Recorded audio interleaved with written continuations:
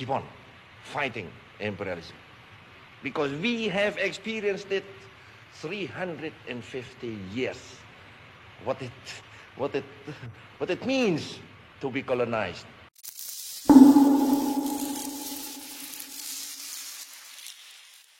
Bismillahirrahmanirrahim. Assalamualaikum warahmatullahi wabarakatuh. Sahabat Muslim, nama GJ Racing, guru besar hukum, tidak asing lagi di kalangan sejarawan yang mempelajari sejarah Indonesia di dalam maupun di luar negeri. Pada 1939, namanya mulai dikenal dalam dunia ilmu pengetahuan melalui studinya tentang sejarah hukum di Madura. Akan tetapi perannya sebagai sejarawan baru tersebar luas sejak dekade 50-an ketika diterbitkannya serangkaian tulisannya tentang masalah historiografi dan sejarah hukum Indonesia. Sahabat Muslim, dalam 14 tulisan yang terhimpun, GJ Racing mengkaji kembali sejarah Indonesia dan lebih istimewa sejarah selama abad ke-19 dan awal abad ke-20 berdasarkan arsip-arsip hukum.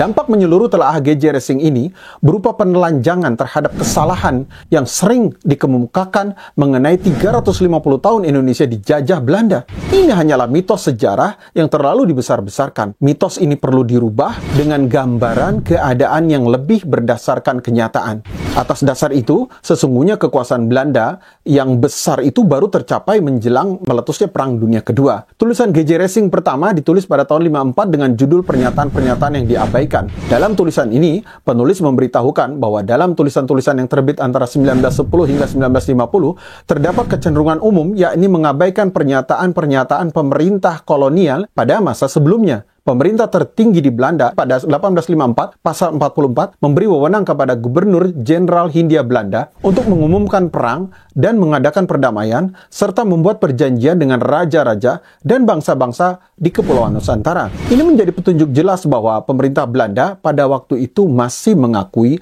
adanya negeri-negeri di Nusantara yang masih merdeka. Menteri Urusan Tanah Jajahan pun kemudian menjelaskan, di dalam dan berdekatan dengan Hindia Belanda ada raja-raja merdeka, meskipun jumlahnya sangat kecil. Nah, sahabat Muslim, di samping itu GJ Racing menunjuk pada beberapa kasus pengadilan di mana hakim dan Mahkamah Agung Hindia Belanda itu tidak mempunyai wewenang mengadili perkara karena orang yang tersangkut kasus tidak dianggap penduduk Hindia Belanda, melainkan rakyat kerajaan atau negeri pribumi yang masih merdeka. Misalnya, dalam perkara seorang dari Kutai yang dibawa ke pengadilan di Surabaya pada 1904, tapi ditolak oleh Mahkamah Agung karena yang bersangkutan adalah warga dari kerajaan Kutai. Jadi tidak termasuk wewenang pengadilan Hindia Belanda. Begitu pula dengan masalah perdagangan budak yang pada abad ke-19 sudah dilarang di wilayah Hindia Belanda, namun pengadilan kolonial di Ujung Pandang di Makassar tidak dapat berbuat apa-apa sebab kasus yang dibawa ke sana pada 1888 terjadi di Tanah Mandar yang terletak di luar Hindia Belanda.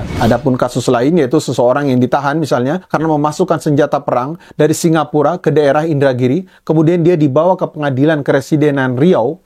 Orang yang bersangkutan dalam pembelaannya mengatakan alat-alat perang tersebut dimaksudkan untuk dipergunakan dalam wilayah Hindia Belanda. Maka meskipun dia tetap diadili, dari ucapan ini jelas pengadilan tersebut mengakui bahwa pada waktu itu kampung penyalihan di Sungai Indragiri, tempat dia tertangkap basah mengimpor senjata tadi, tidak terletak di wilayah Hindia Belanda. Nah, sahabat Muslim, juga terdapat ciri-ciri atau sifat-sifat hubungan internasional pemerintah di Batavia dengan kerajaan-kerajaan di Nusantara pada waktu itu. Yang jelas itu bisa tercermin dari istilah-istilah yang dipakai untuk mengatur hubungan itu, seperti istilah perjanjian, warga negeri, ekstradisi, orang asing, dan sebagainya. Tulisan GJ Racing yang kedua berjudul Raja dan Kerajaan yang Merdeka di Nusantara 1850-1910. Di tulisan kedua, GJ Racing menampilkan bagian-bagian kepulauan Nusantara yang masih merdeka dengan lebih tegas. Misalnya GJ Racing mengatakan dalam peraturan tentang sewa-menyewa tanah dalam wilayah yang masih dianggap di luar wewenang pemerintah Batavia seperti Surakarta dan Yogyakarta, atau dalam hal-hal perkara perdata menyangkut penduduk yang bukan Hindia Belanda. Yang dijadikan contoh adalah Ternate dan Tidore. Apabila orang-orang yang tersangkut dalam perkara terdiri dari warga negeri-negeri yang berbeda, maka badan yang mengambil keputusan itu terdiri dari wakil-wakil negeri tersebut, yang mana Hindia Belanda dianggap sebagai salah satu negeri, di samping negeri-negeri Nusantara lainnya. Ini adalah sebuah prosedur yang biasa berlaku dalam hubungan antar bangsa. Dan masalah lain yang mendapat perhatian dalam tulisan kedua adalah masalah laut teritorial. Pada umumnya orang-orang menggambarkan peta Hindia Belanda itu terdiri dari ratusan pulau yang dikelilingi oleh laut teritorial. Padahal keadaan sebenarnya tidaklah demikian. Terlebih bila dilihat dari sudut hukum, pada 1870 Aben Danon yang saat itu menjabat Direktur Departemen Kehakiman beranggapan bahwa Selat Sunda, Selat Bali, dan Selat Bangka merupakan laut bebas. Sedangkan pada 1880, Mahkamah Agung di Batavia secara khusus menyebut bahwa laut sekitar tanah Papua, Pulau-Pulau Aru, dan Kei tidak dapat dianggap masuk dalam wilayah Hindia Belanda atau menjadi bagian integral darinya. Sebelumnya telah dikatakan pada 1854, Menteri Urusan Tanah Jajahan menjelaskan di depan Parlemen Belanda bahwa di Nusantara masih ada negeri-negeri yang merdeka meskipun jumlahnya sangat sedikit. Namun, bila ditinjau status hukum dari negeri-negeri tersebut pada waktu itu, maka sebenarnya jumlah tersebut tidak dapat dikatakan sangat sedikit. Sebab, di samping daerah-daerah yang diperintah langsung dan yang merupakan bagian dari Hindia Belanda, ada negeri-negeri yang mempunyai pemerintahan sendiri dalam hubungan yang terikat penuh atau sebagian dengan Belanda. Pertama, negeri-negeri yang sudah mengakui Belanda sebagai sovereign atau berdaulat. Kedua, adalah negeri-negeri yang mengadakan traktat dengan Belanda, di mana Belanda diakui sebagai sovereign atau berdaulat, dan juga disebut leenheer atau tuan tanah, yang berarti negeri pribumi telah menempatkan dirinya sebagai vasal atau pengikut. Dalam kategori ini ada 8 daerah, misal contohnya Sambas di Kalimantan dan 7 negeri di Sulawesi Utara. Ketiga adalah negeri-negeri yang hanya mengakui Belanda sebagai leenheer atau tuan tanah, tanpa mempersoalkan masalah kedaulatan. Yang termasuk dalam kategori ini Riau di Sumatera, dan hampir semua negeri di Kalimantan, dan beberapa lagi di Timor, dan Sulawesi.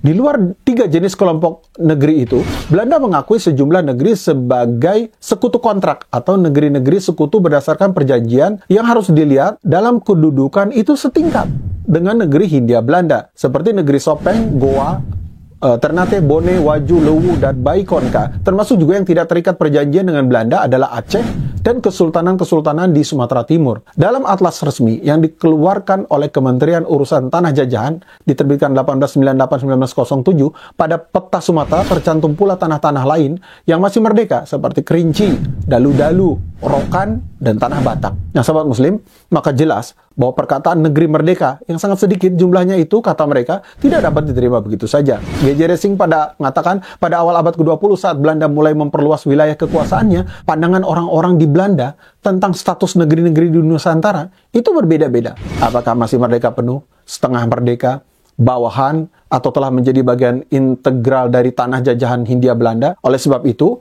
yang dapat dijadikan pegangan ialah apa yang tercantum dalam perundang-undangan dan dalam penjelasan resmi tentang bagaimana undang-undang serta peraturan-peraturan itu harus dipahami.